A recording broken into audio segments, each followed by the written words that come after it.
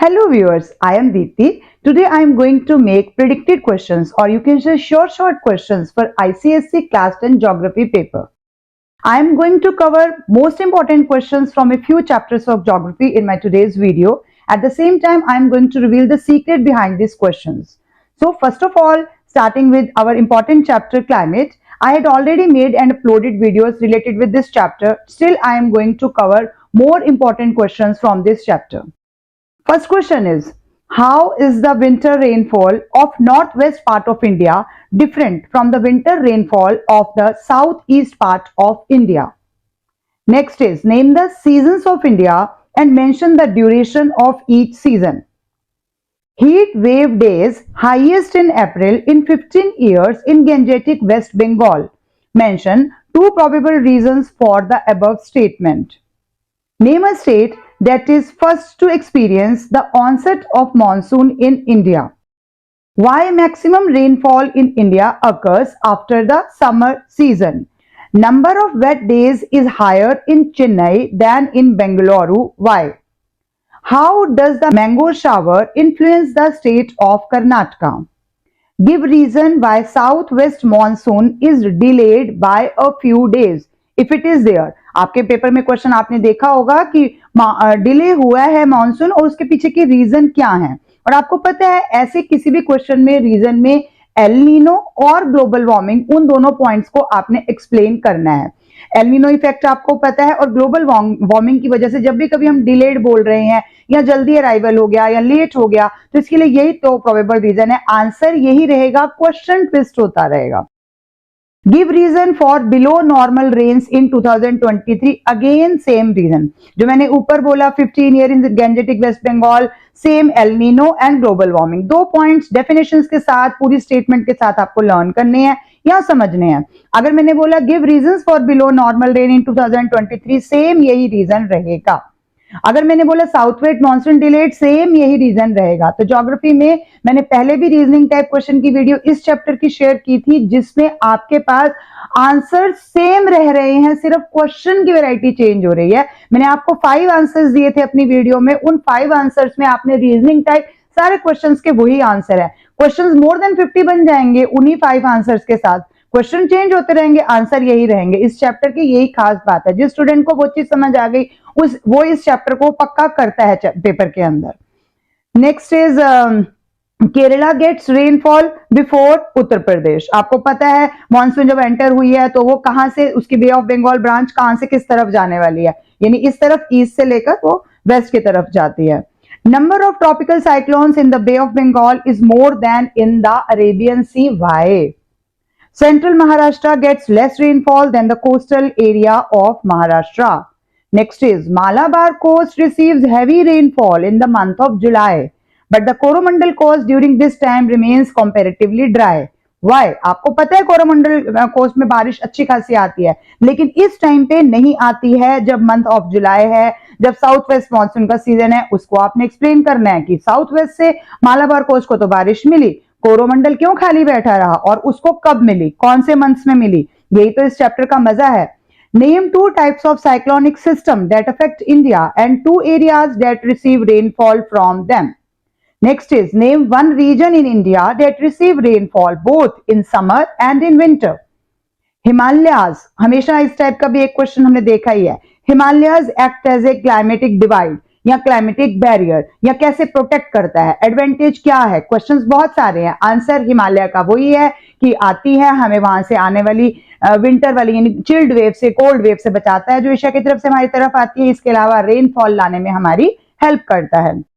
Visakhapatnam records a low annual range of temperature. Range of temperature means maximum minus minimum. अगर आपने मेरी climate की numericals वाली video देखी है जिसमें मैंने सिर्फ 5-6 न्यूमेरिकल्स में आपको हर टाइप के न्यूमेरिकल्स कवर किए हैं, तो आपके लिए आपको क्वेश्चन समझ में आ रहे होंगे। मोरओवर अभी तक आपने अगर वो नहीं देखी है तो प्लीज देखिए, आपको पता चलेगा कि ये न्यूमेरिकल्स जिनको आप छोड़ देते हो कि वो 3 मार्क का आने वाले, हम नहीं करेंगे, आपको लगेगा कि हमें यही करना है। वहां पर शॉर्ट क्वेश्चन 3 मार्क का क्लाइमेट में आना ही है। 2, 2, 3, 3 क्या क्या आना है। 2 में आपके पास नॉर्मल क्वेश्चन यही जो हिमालय डिवाइड या किस तरह के जो मैं भी आपके साथ क्वेश्चन डिस्कस कर रही हूँ। बाकी 3 में रीजनिंग टाइप क्वेश्चन है, तो 1-3 पूरा रीजनिंग टाइप हुआ और 1-3 का पूरा न्यूमेरिकल है। तो 2 2 3 3 में ये 10 मार्क्स ऐसे ही कवर होने वाले हैं। इसके अलावा आपको मैप में भी आएगा इसका 1 मार्क और 1 मार्क एमसीक्यू में भी आएगा ही आएगा, 2 भी आ सकते हैं।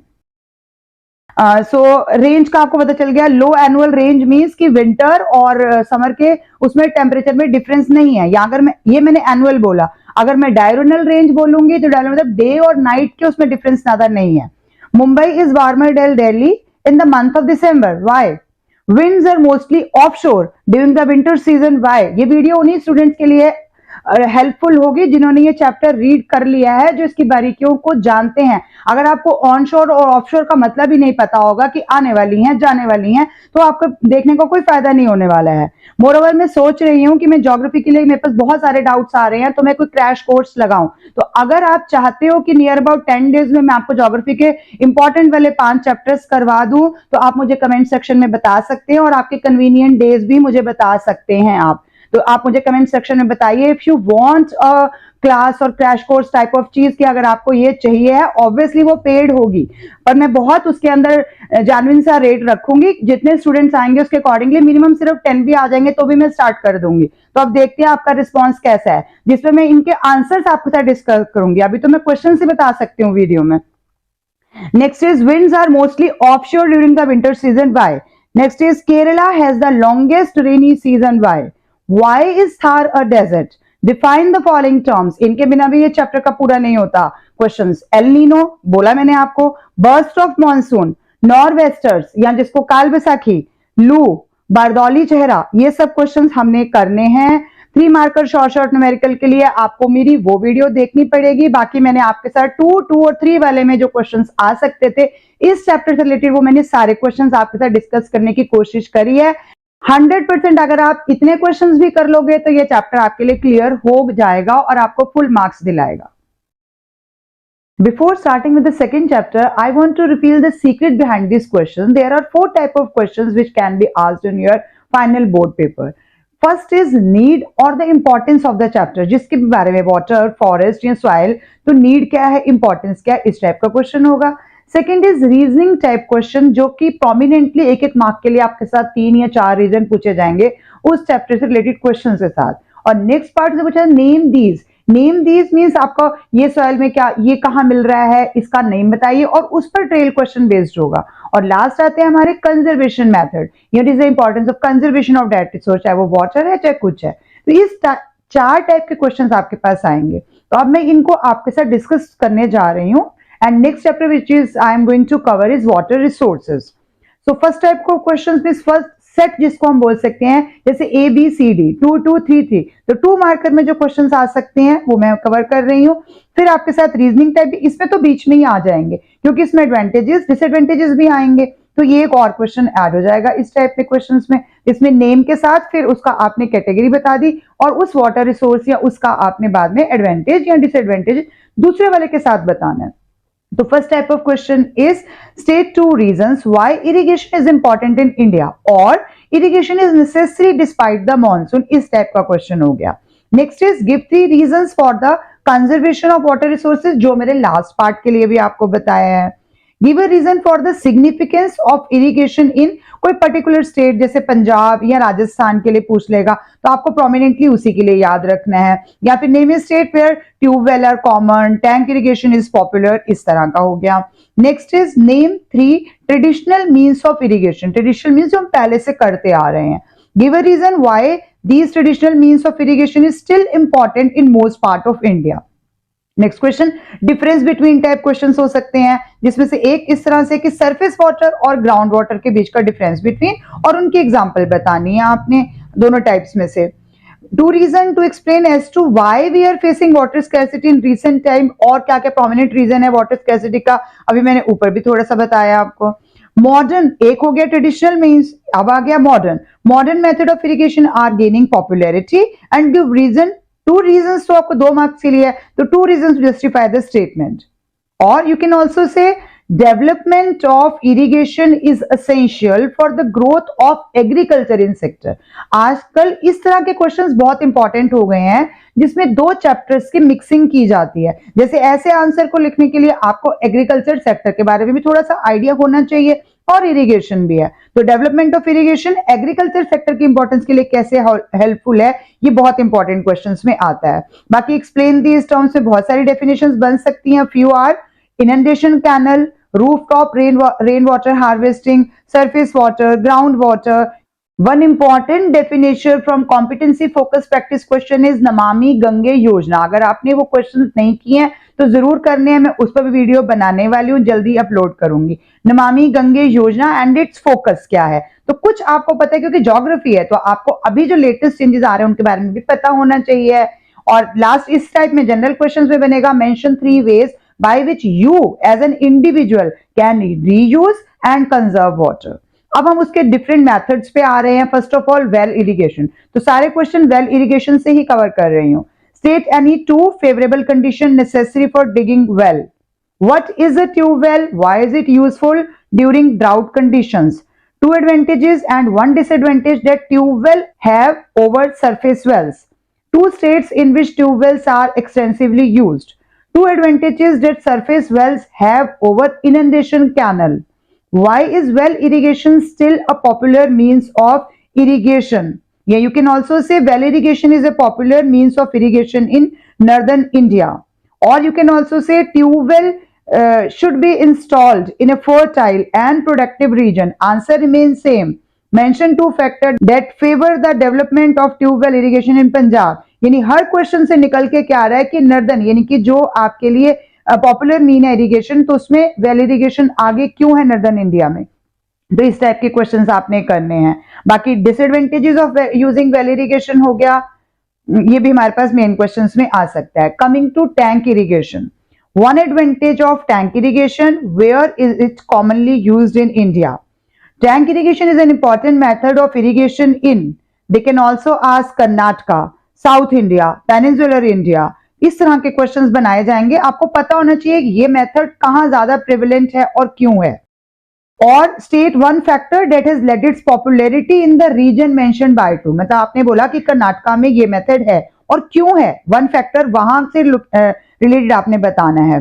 Next is mention 2 disadvantages of tank. अगर हमने एडवांटेज करने तो डिसएडवांटेज भी करने हैं, तो ये आ जाएंगे। Coming to canal irrigation, why are perennial canals more useful than inundation canal? Name one state where canal irrigation is popular। Or same question, why are inundation canal being converted into perennial canal? Give 2 reason, क्योंकि उसकी importance ज्यादा क्यों है, उनको क्यों convert किया जा रहा है। Briefly explain 2 reason for perennial canal being a popular form of irrigation in the named state। या फिर इसी सेम क्वेश्चन को, northern plain of India are found suitable for canal irrigation. Or next is canal irrigation leads to the ground around it becoming unproductive। Give reason। Name the types of canal, जो मैंने first question में कहा used in India। One point of difference between the types of canal mentioned by you, यानी inundation और perennial canal में क्या difference है। Coming to sprinkler and drip irrigation, how is the new method like drip irrigation useful for farmers? Drip irrigation is the best among all the modern method of irrigation। Or they can also ask, why is it not practiced on a large scale in India? मतलब हमें पता है कि drip irrigation अच्छा है, still why it is not practice on large scale, यानी उसके disadvantage क्या हो सकते हैं वो आपने देने हैं। Coming to sprinkler irrigation, sprinkler irrigation is practised in arid and semi arid region. Give reason. या फिर although expensive yet sprinkler irrigation is gaining popularity in recent time। or sprinkler irrigation is an efficient method of irrigation। any sort of question can be asked, method यही रहेगा। इसमें एक और नया question जो आपने अगर देखे हो तो वो हमारे आ रहे हैं हार्वेस्टिंग टेक्निक्स के हिसाब से। तो हार्वेस्टिंग पे अगर मैं बात करूंगी तो rain water harvesting, roof water harvesting, ये सब आपने करे हुए हैं। इस रिलेटेड क्वेश्चन में एक ही क्वेश्चन आपको सारा चीज रिवील कर देगा। जैसे आपके पास डायग्राम दे दिया उन्होंने जिसमें हो रही है रेन वाटर हार्वेस्टिंग, तो name the activity, give 2 objectives of the activity, और यहाँ 2 ऑब्जेक्टिव्स मान लेंगे। Give 2 ways in which it is important for India, कैसे इंपॉर्टेंट है, क्या ऑब्जेक्टिव है, रेन वाटर हार्वेस्टिंग क्या होती है, इसके ऊपर क्वेश्चन आ गया। तो ये आप दे सकते हैं। या same question can be asked, name 2 water harvesting systems practised in India. आपको 2 सिस्टम्स के बारे में थोड़ा डिटेल बतानी है। और there is urgent need for water conservation in India. Conservation based एक क्वेश्चन होना ही होना है। तो वो अब ये वाटर हार्वेस्टिंग है तो आपको पता यही आएंगे, इसमें रेन वाटर हार्वेस्टिंग आ गया। और दे can also ask any two method of recharging the ground water aquifers, या फिर जो भी पिक्चर दी हुई है उसमें कौन सा मेथड है और ये कैसे हेल्प कर रहा है। एक और बात, how does this system help to reduce floods, तो ये आ गए रेन वाटर हार्वेस्टिंग से। One more important question is innovative water harvesting technique by diverting glacier streams into small tanks, glacier के पानी को पिघलाकर स्मॉल टैंक्स में लेके जाना। Which region is practicing this technique? This question I have taken from competency focused question, which is Ladakh region. तो इस तरह के क्वेश्चंस भी आप एक्सपेक्ट करेंगे, क्योंकि आपको पता है ज्योग्राफी में आपको अभी करंट टॉपिक्स की नॉलेज भी होनी चाहिए। तो आपने कॉम्पिटेंसी फोकस प्रैक्टिस क्वेश्चंस में भी जरूर जाना है। ये क्वेश्चन मैंने वहीं से लिया है। Let's solve all the questions from water resources. I know मैंने थोड़े ज्यादा क्वेश्चन कवर किए हैं, बट आई वांट कि हर टाइप के क्वेश्चन कवर होने चाहिए, इसीलिए। I know ये प्रैक्टिस क्वेश्चंस आपको ज्यादा लग रहे होंगे। Still, if many of you facing difficulty in this type of question, you can ask me in the comment section. So thank you for watching till the end. Keep watching, sharing and subscribe to my channel. Next chapter I will cover in part 2 of this video. Thank you.